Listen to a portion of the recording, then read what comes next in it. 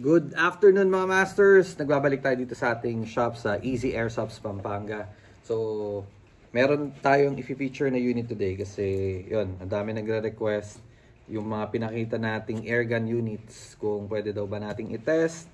Tingnan natin yung FPS, ano yung performance niya, at kaya ba niyang bumasag ng mga bote. So, yun yung mga aalamin natin today. Okay, titingnan natin yan. Susubukan natin. Tingnan ko lang yung settings ng chrono. Okay. Alright, so yan. Although hindi siya 6mm, hindi 6mm yung bala ng airgun. Actually, yung gamit niya ay ito. Yan, yung bulitas na maliliit. 4.5mm. Okay? At ang unit na itetest natin ay KJW KP11. Alright, KJW KP11 yan. Pag ninyo pa nalaman na made in Taiwan yan, ewan ko na lang. Tapos sa kabila, meron din. Yan, made in Taiwan, nandito. So, KJW KP11. So, yung magazine niya, lumalabas ay pang high cap. Alright, pero ito ay CO2. Ayan. So, dito bubuksan para mailagay nyo yung CO2 caplet. Okay? So, KJW KP11. So far, napansin namin sa pag-test, halos isa lang yung FPS. Kaya isang unit na lang itetest namin. Available din yung KP07, which is, kumbaga, parang 1911 MEU sa WE. At yung isa ay, nakalimutan ko, KP9 yata. Anyway, tatlo yung variant natin na available na airgun. Alright? So, unahin natin yung CO2. Paano siya gagawin? Kailangan nyo yung malaking allen. Nakakasya dito. At may kasama naman po siya. So, counterclockwise yung pagtanggal. Yan. Tanggalin natin. And pag natanggal nyo na, makikita nyo butas siya sa loob. So, doon nyo ipapasok tong CO2 caplet. Pero before you do that, makikita nyo yan mga master. Ewan ko kung kita or hindi. Pero kasi doon sa loob, yung ilaw. Doon sa loob, merong goma or parang o-ring. Okay? Nandun yung bubutas dito at saka pin na bubutas dito para yung laman nitong tangke papasok dito sa gas, bubugayan dito. Okay? Pag hinampas to ng hammer, ng pistol.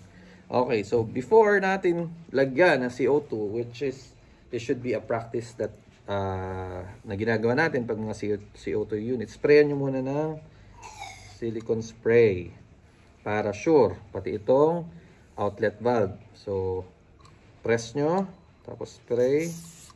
Okay, and then pindot-pindot para pumasok siya sa loob. Alright. Lagyan lang natin. And then, okay na. Pwede rin natin ipasok yung ating CO2 caplet. Shoot nyo lang. Okay, ayan, shoot na. Tapos, ibalik natin ang kanyang cover. So, dapat diretsong-diretso yan. So, clockwise naman. Kasi kanina, counterclockwise. Diba? Ayan. Ikutin nyo lang. Dapat diretso. Tapos, pag nararamdaman yung medyo sumisikip na, pag medyo sobrang sikip na, bibilisan yung ikot kasi pag hindi sobrang bilis ng ikot nyo, pag nararamdaman yung nabubutas na yung CO2 caplet, sayang, sisingaw lang yung, madaming sisingaw na, ayan, maririnig nyo yan pag nabutas na.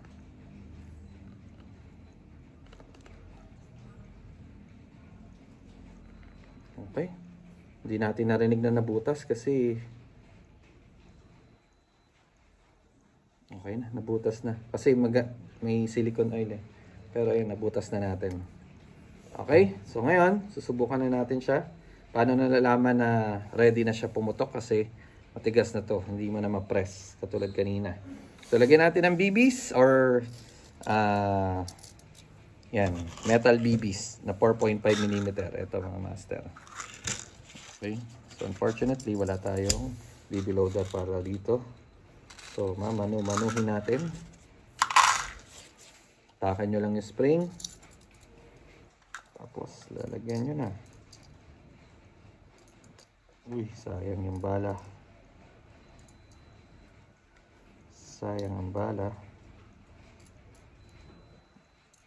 Okay, so wala pa tayong konti. Kasi mamaya, tetestingin din natin siya with kung kaya niya bang bumasag ng bote. Katulad ng sinasabi ng iba. So, papatunayan natin yan sa test video natin.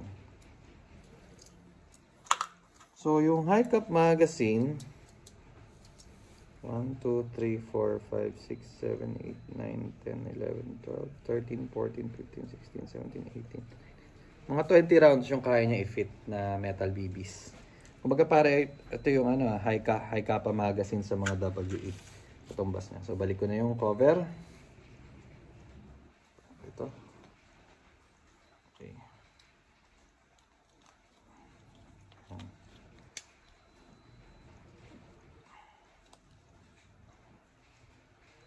Baliktad. Baliktad. Balik natin yung cover.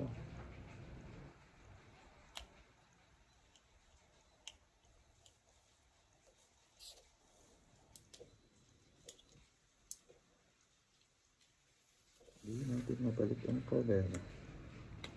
Yun, okay na. Okay, so before tayo mag-test, make sure na meron kayong eye protection na kayang protektahan ng mata nyo. Otherwise, okay, delicates kayo. Alright? So, salpak natin yung magazine. Ayan, make sure it's tight. So, again, hindi ko alam kung ito yung tamang way ng pagkrono kasi hindi naman kami nagtitinda ng airgun before. Just so happen na may mga dumating na units na airgun sa atin and susubukan natin siya sa pangkrono using yung pangkrono natin ng airsoft. So, tingnan natin kung ilang FPS niya dun sa 0.20 na register dito. Pero again, maybe hindi yun yung actual kasi 4.5mm lang yung bala nito eh. Okay? At hindi natin alam kung mariread niya ba o hindi. Okay? So, kasa natin. Katulad din ng pagkalsada airsoft. Pull back, let go. And we're firing. Pababa. Grabe. Gusto nung recoil. Parang sumasabog. Okay. So, yung naread na lang 270.1. Pero again, mabigat yung 4.5mm. Hindi natin alam if that affects or yung size iba rin. So, I can say na accurate siya. Sabi, lakas ng palo. 287.1. Okay, so test ko lang sa plates. Maglagay lang ako ng isang plate.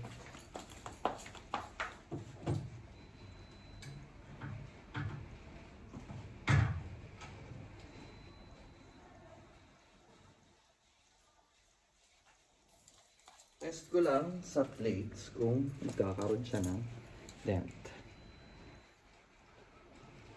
Okay, so tinamaan natin siya.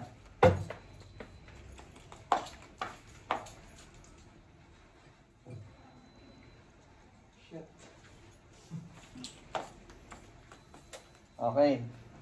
So mga master, yung mga nagpa-firing dito, 'di ba? Nakikita niyo naman, ito yung mga target plates natin. Hindi ito nabubutas or hindi ito nadedent ng airsoft. Pero, ayun yung tama ng steel BB. Ayan o. Talagang nagdent siya. Halos nag-penetrate. Natin maigi. Ayan o. Kita nyo ba? Ayan o. Malalim. As in, lubog talaga. Okay. Sorry medyo maano kasi itong na-press ko. Na-press ko yung ng magazine. So, pag magkabit kayo, make sure na tight. Okay? Pero anyway, tingnan nyo. Ayan yung dent. Alright? Isa pa. Para lang alam nyo na ito rin yung same na tinarget ko. Mabaritin ko ulit. Ayun. Okay. So, proof. Second. Ayan, dalawa na sila. Ayan o, nakita nyo yung tama. Grabe. Grabe. Lubog talaga. Okay, so ganun siya kalakas mga master. So next naman, itetest natin siya sa bote. So lipat lang tayo and then pakita ko sa inyo yung setting. Okay, so master, ito yung KJW KP11 natin na airgun. So kanina tinest natin siya sa chrono and tinest natin sa metal targets. Nakita nyo nag-dent. Ngayon, subukan natin kung kaya niya bang bumasag ng bote. So dalawang bote yung gagamitin natin. Unahin natin yung bote ng mantika. Okay? So sakto lang yung kapal nito. Pero subukan natin kung kaya ba siyang basagin ng metal BBs. Okay? So ito nakakasa na. Ready to fire. Natin. Shooting. Ang layo.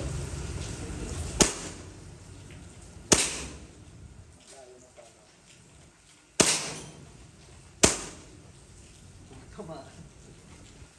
Wait lang. Lapit tayo. Basag. So medyo nalilito ako sa sights niya.